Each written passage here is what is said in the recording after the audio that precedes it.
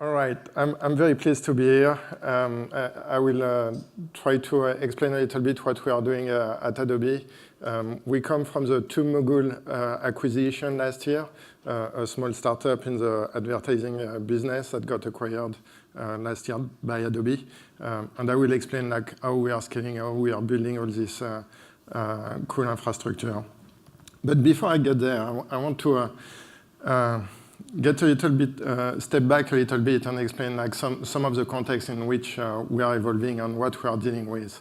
And nowadays, you can really feel like the increased complexity of all the technology we are dealing with in every domain, and the speed at which they are coming and at which you need to adapt in your environment. And I will take a simple example that kind of weird. It's just a car. You probably recognize it. It's a Tesla Model S. And the car is often like the model used when you learn like programming and you learn about like class inheritance. You have the vehicle class and then a car class. And sometimes people will try to reference that as an immutable object or not. It may be wrong or not. And what is very interesting with this model is what Tesla did during the Hurricane Irma. Just before the hurricane hit Florida, they actually extended the range of some of the vehicles present in Florida to allow them to do like to use their full battery capacity and allow them to do like 30 miles more of range. Which is pretty cool. Like nobody asks anything; they just enable that remotely, and that just like a feature that they enable to allow people to evacuate quickly. On the same level, they are actually able to update their car on a recurring basis, and they have like a software update. So there is this big complex system. That can feel like a bit hard to manage, and still it's tightly integrated with software, and they need to manage a software lifecycle with an object that they can't replace. They can't do like what you may have heard as like immutable infrastructure. They can't just throw away the car and bring a new one to the customer. They have to manage updates. They have to do that in an efficient way and guarantee the quality of service on that. So you could, I mean, I'm sure they have like a complex CI/CD framework to guarantee that. But on the same topic, any device nowadays needs this capability of update and making sure you will have like your security patch deployed, you will have like new features enabled, you will have like the products that can still evolve and satisfy the customer expectation. And with the world of IoT getting everywhere, we have like homes that are getting like even more sophisticated. You have like your light being managed through internet. You have like your power. You have your everything like to your electricity, to your car, to your tablets. Everything get connected to internet and get managed somehow. All these devices need to be operated. It's not magic. Someone needs to maintain them, need to update them. If you are not developing a product that allows those capabilities, you may end up with some serious problem, especially if you have like open vulnerabilities that you can patch. That could really impact your brand. And on the same level, in the enterprise world, you end up also with like much more complexity. There is way more option on how you can develop those products. You have like a different cloud solution, and if you are like a bigger company, like you may end up having multiple cloud solutions between Amazon, Azure, Google, Oracle, IBM. Pick one, there is a lot of options, and you may end up having to deal with multiple of those. You will have multiple cloud productivity apps. You will have multiple CRM, all those SaaS solutions that you have to work with. You will most likely have some kind of private cloud solution, either based on VMware, on OpenStack, or homemade solution. You will have to start thinking about container orchestration. You will have like raw bare metal servers that may be legacy or maybe like a requirement for some software solution you are running. And believe it or not, but you may have also mainframes. IBM released like a new mainframe system in June, which is actually used like for a complex blockchain algorithm from some financial institution.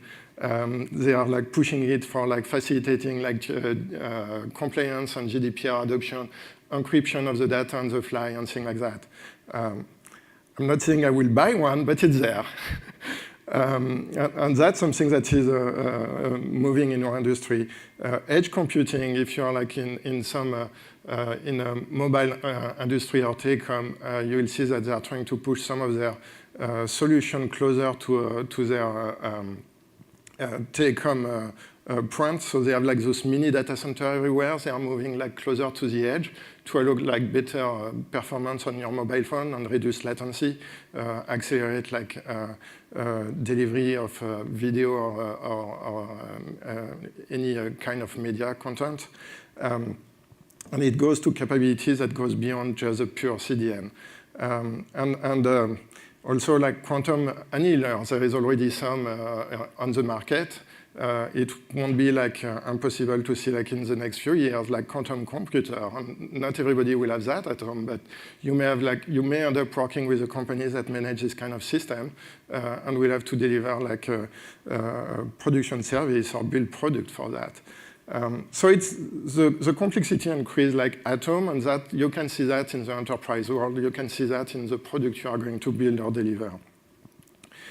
In the meantime, as this complexity increases, it's become easier and easier also to have like data breach and ability to access your system. There is like this study from IBM in 2015 that shows how quickly, like after like a phishing campaign get triggered, how quickly like someone can access your data and how it get viral inside a company. This is just one of the studies. The reality is that very quickly, like 0 days or things like that can really impact your business very quickly, which means that patching quickly matters a lot for your business. And you can take the example of the Apache Struts issue that has been fairly stated in newspaper recently. If you're not able to quickly like push like workaround or things to mitigate the risk, to give enough time for your engineering team to patch properly the system, you create like huge risks that may really impact your company.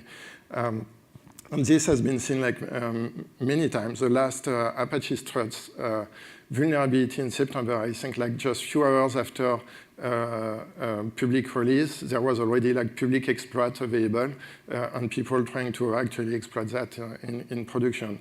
There is not a lot of things you can do on that unless like you can act quickly, be proactive obviously, but you need to be able to act quickly on this kind of incident. So that's the context in which we are living, and what we are doing as Adobe Advertising Cloud.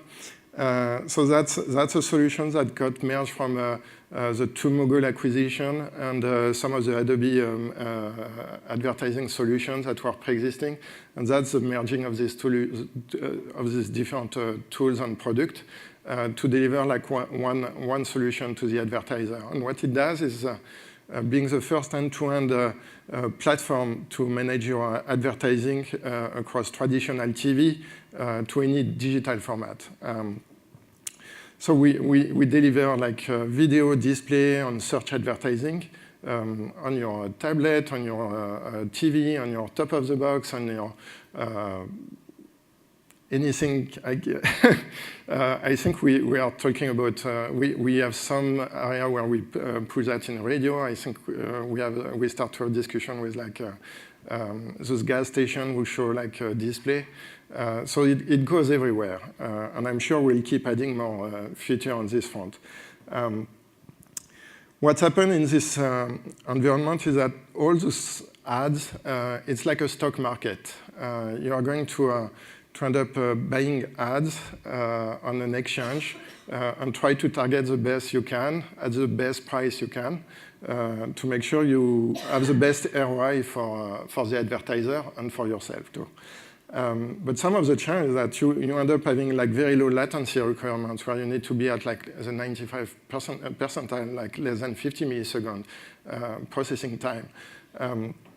If you start timeouting, you won't be you will have a loss of a business opportunity, which is bad.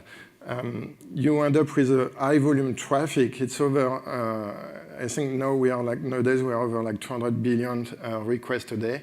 It's a lot of inventory coming our way, and we have to figure out like which one we care, which one we want to bid on, which one we want to target to be able to deliver the ads that the advertiser give us. And that's also a huge data set. We have like billions of objects to store, and we have to move this object from point A to point B very quickly, so our bidding algorithm can make smart decision, make sure to target user efficiently. So when you have been on a website to look for shoes and you go on another one, we make sure to show you the ad properly. Or if you have been searching for like some hotel in Seattle and you go on another website, we'll make sure to show you like Seattle ads with like a specific hotel and pricing just for you. Things like that. So there is a lot of use case, a lot of complexity. And as you know, I think in the next few years, they expect to have like over 30 billion connected devices on the internet. That means that much things that we need to track, understand, put together so we can efficiently give you content that matter. If you have been on some website like YouTube or any news site, and before the video you want to see, you see like an ad that you actually liked and enjoyed, that's probably the one we targeted for you. If you didn't like it, it's probably your competitor. But that's what we do. In the infrastructure, it's about over 6,000 servers now. It's a huge infrastructure across like 12 different data center locations, 6 core data centers for private cloud that are used for the real-time bidding platform. Over 10,000 Puppet code deployment a year. This is something that we have sustained for the past 3 years. Every year we have been doing over 10,000 Puppet code change. And what that means is that we have someone like purposefully like changing some configuration or some parameters in your Puppet code, and it gets pushed right away after code review and validation through Jenkins. It gets pushed in production. We had over 40,000 application deployment in the past year, and all that handled through one Puppet master. That's our workflow. That's an old diagram. I wish I did a better one for this conference. It's a workflow we are trying to improve. A lot of the work starts by your local development. We have different options, and depending on what you are doing, you may use all or some part only. Like not everybody is using our Docker environment to test and validate Puppet module deployment. But that's something we have developed, which allow you to really use your local environment to test and validate what you are doing. Then you push it to Gerrit, which will allow someone else to do the code review. That's interesting part with Gerrit. It really allows us to have like this first code review process with a strong comment and collaboration kind of framework. Once you pass the code review and someone like validated or denied and ask you to do like some modification, and you come back to it, you push your modification, and you get like enough vote to pass, Jenkins is going to validate that. And if it passes all the Jenkins validation, it will be pushed directly to the master node. Once it's pushed on the master, that means like all the Puppet agents we have running, they will start picking up the change. So that allows us to move very, very quickly and apply any change on any patch very quickly in our infrastructure, which is critical when you have like so many servers. It creates some other challenge, but that's what we have. So it's very obvious on the AWS platform.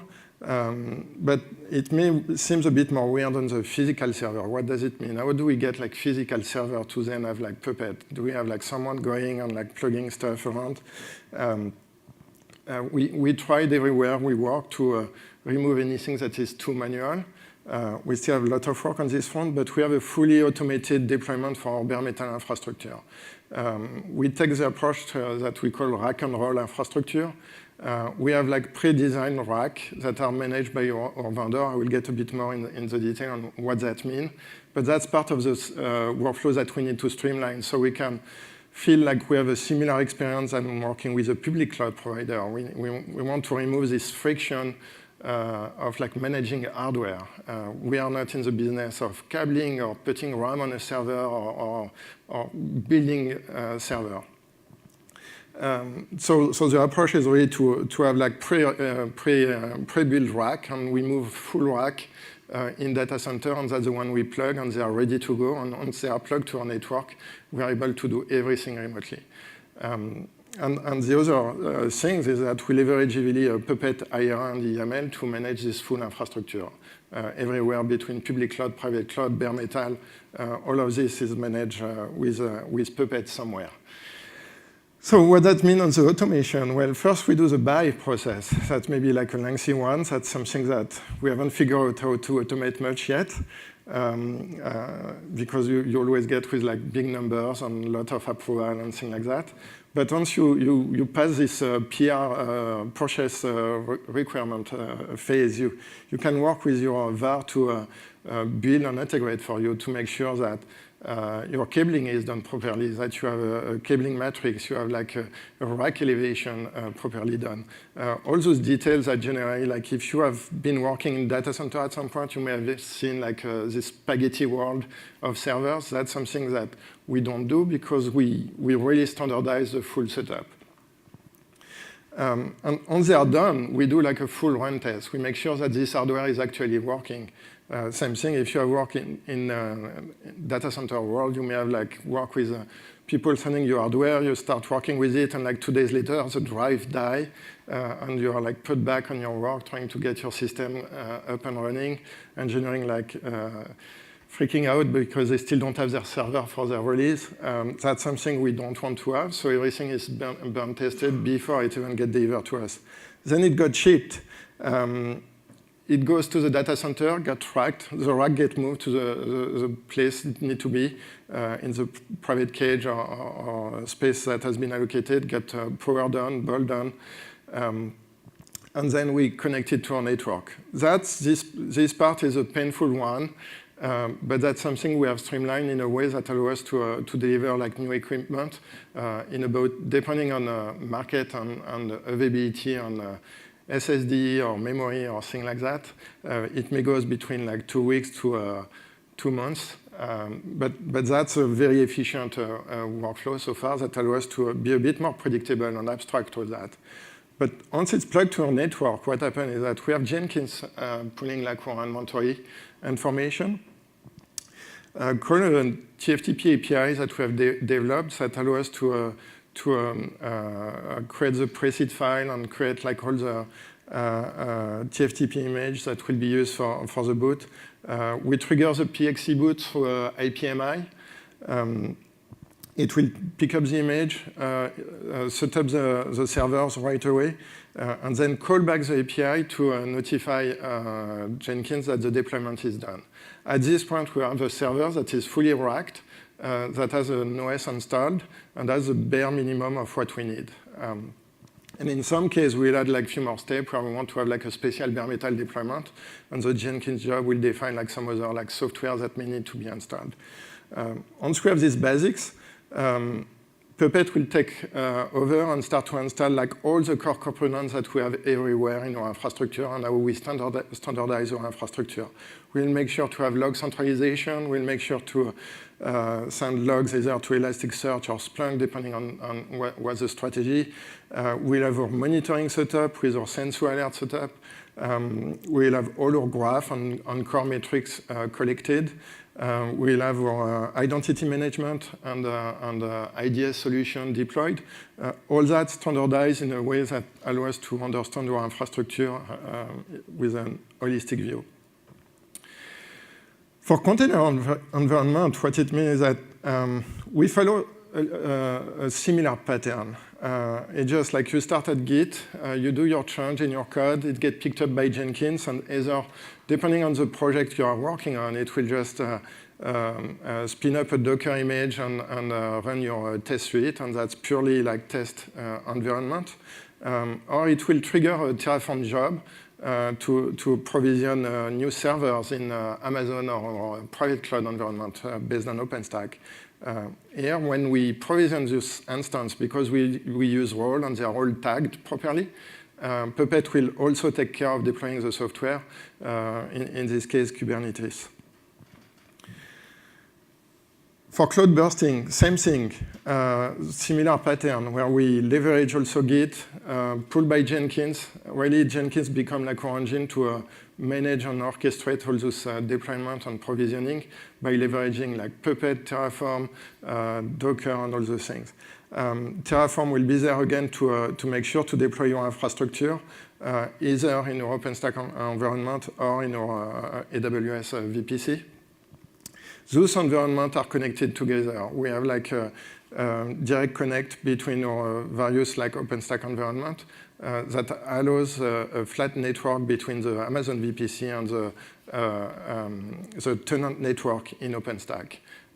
So when you work in this environment, you feel like in the same space, you have the same like naming convention, the same environment. Servers can communicate together, and this allows us to move like a compute workload quickly in AWS without having to move our core infrastructure with core database and all the data that reside in our data center. We can leverage AWS really as a bursting solution. The cool part is that we don't have to change our application deployment pattern. Same thing, developers who manage their full production system are able to do their change in Git, push in Jenkins, and Jenkins will be triggered to deploy the application in production. And it will know automatically where to deploy it and how to deploy it. So we give full control to the application team and the software engineering team to manage their software lifecycle. We have built just a basic framework to allow them to do that. All right, some final word. What's all that mean? Configuration management is not dead. It's just complicated and diverse. What I mean by that, like, I think some of the key takeaway is that you have to acknowledge the complexity of infrastructure in the enterprise world. And often you don't even have to wait to be in the big enterprise world. It gets complex easily. If you have been working in a company that has been around for over like 5 years, you probably already have a ton of legacy system, and you are trying to figure out how to move to the next one.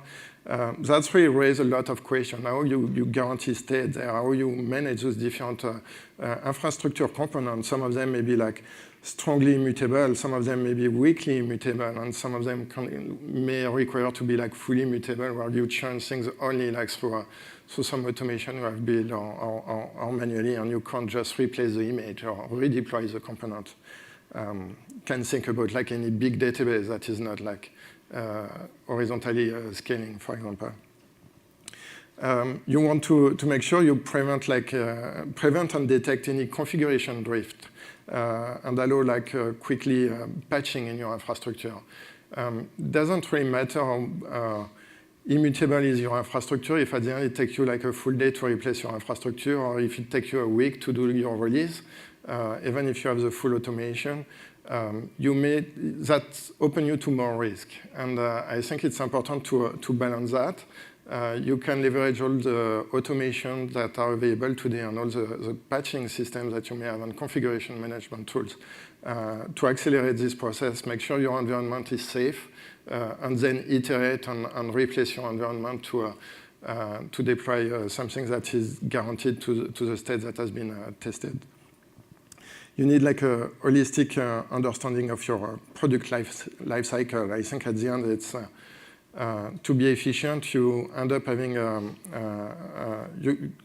I'm guessing everybody is trying to do infrastructure as code.